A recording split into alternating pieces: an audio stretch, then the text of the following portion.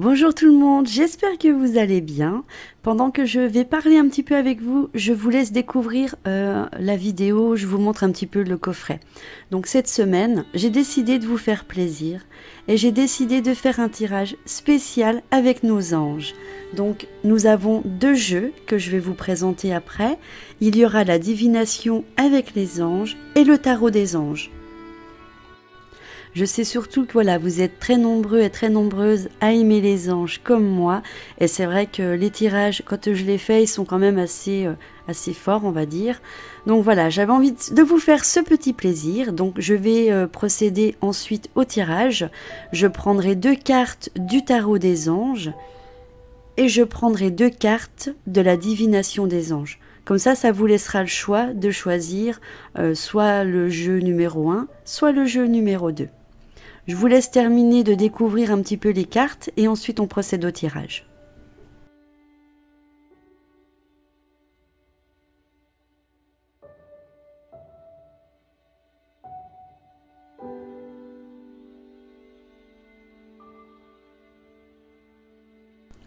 Donc je vais mélanger le tarot des anges. Bon, il est quand même assez épais, hein. Il y a beaucoup de cartes, il y en a quand même 72.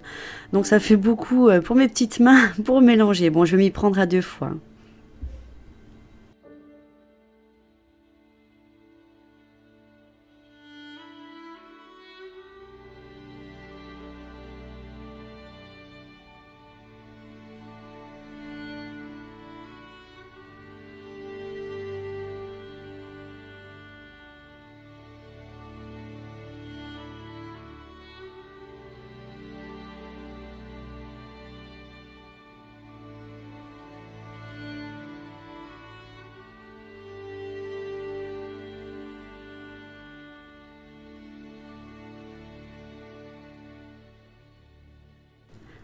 Je vous laisse choisir votre carte en partant de la gauche, soit pour le jeu numéro 1 ou le jeu numéro 2.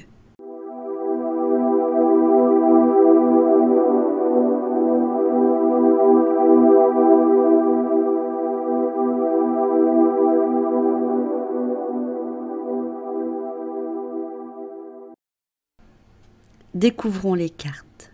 Première carte, roi de terre. Deuxième carte, 9 d'air. Troisième carte, Akriel. Et quatrième carte, Melchisedech. Première carte, roi de terre, généreux, professionnel, responsable et pragmatique. Une ère de réussite, abordez avec confiance les occasions qui s'offrent à vous, le toucher de Midas. C'est le début d'une période de succès. Vos projets actuels avancent bien. Vous recevez peut-être une promotion ou une augmentation de salaire. Vos talents et vos compétences vous permettront, ou à d'autres, de recevoir des récompenses. Saisissez les occasions qui s'offrent à vous et soyez convaincus de votre aptitude à réussir. 9 d'air. Assurez-vous que vos pensées soient positives. Vos pensées négatives et obsessives sont la cause première des ennuis qui vous préoccupent en ce moment.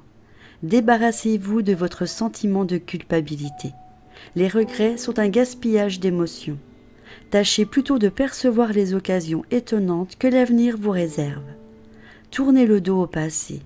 Si vous faites des rêves désagréables en ce moment, notez-les dans un cahier.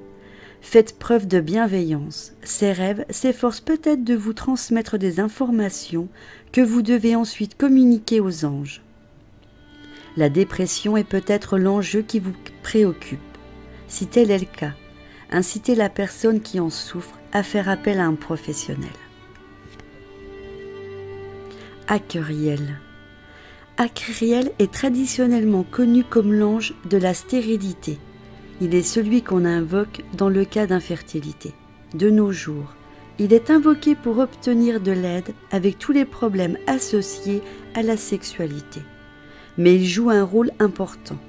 Les personnes qui étudient et qui ont besoin de mémoriser beaucoup de matière font également appel à lui.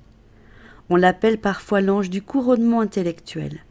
On le dépeint en train de sourire à un jeune couple dont les partenaires sont manifestement amoureux. Il porte des robes vertes avec une large ceinture nouée autour de la taille. Dans une de ses mains, Il tient un gros cœur rouge. Voici le défi de cette carte. Vous avez tiré cette carte car vous avez besoin d'accepter chaque facette de votre être, y compris votre sexualité. Vous pourriez être anxieux par rapport à certains aspects de votre vie sexuelle. L'autre éventualité est que vous puissiez faire preuve de promiscuité sexuelle et faire l'amour sans discrimination. Le sexe est un aspect important de la vie, mais vous devez vous y donner sagement. Une autre interprétation consisterait à éprouver des problèmes avec vos études auxquels vous demandez à Cariel de vous aider, de vous concentrer et à retenir ce que vous avez appris.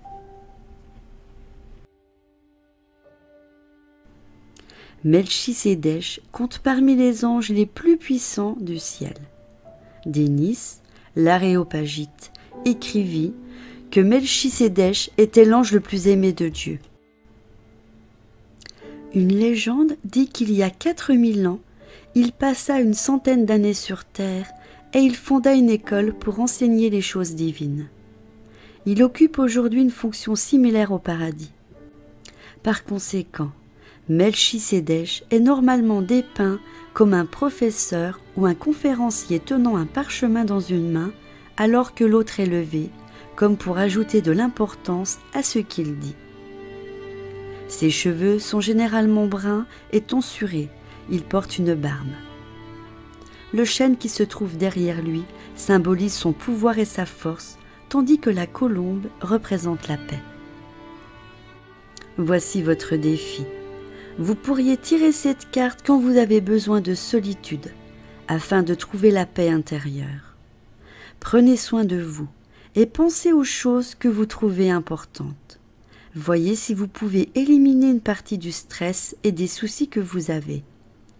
Et utilisez le temps aussi épargné pour faire des activités que vous aimez. Voilà, ce tirage est à présent terminé. J'espère qu'il vous aura plu, qu'il vous aura apporté du réconfort et des réponses. Comme d'habitude, j'attends vos commentaires pour me dire ce que vous en pensez. Je vous fais plein de gros bisous et je vous dis à bientôt. Si ma chaîne vous intéresse, je vous invite à vous abonner si ce n'est pas encore fait et me mettre un pouce j'aime pour m'encourager dans ce que je fais. Je vous embrasse.